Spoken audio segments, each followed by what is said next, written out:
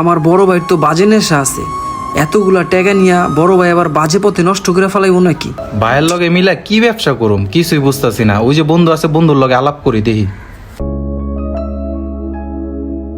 আরে বন্ধু, তোরা আমি সকাল থেকে খুঁজে বেড়াইতাছি।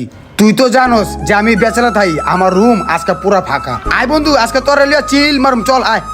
বন্ধু দাঁড়া দাঁড়া, আমার কথা হন। বন্ধু, বাবার যে সম্পত্তি ছিল সব এতিমখানায় দান কইরা দিছে। বাবা মাত্র 2 লাখ টাকা দিছে ব্যবসা করার জন্য। তো এখন বন্ধু, এতদিন যে চিনমিল করতাম এখন আর চিল করতে পারুম না। এরে কোনো কথা কইলি বন্ধু?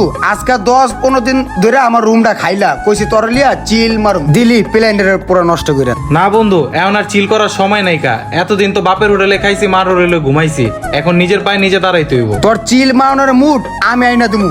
ধানমন্ডিতে 2টা মাইয়া আইতাছে, তুই টেনশন করস কে? অগ্রলিয়া 8:30 আমার বাসা থাকুম। আয়। কি ধানমন্ডিতে 2টা মাই আইতাছে?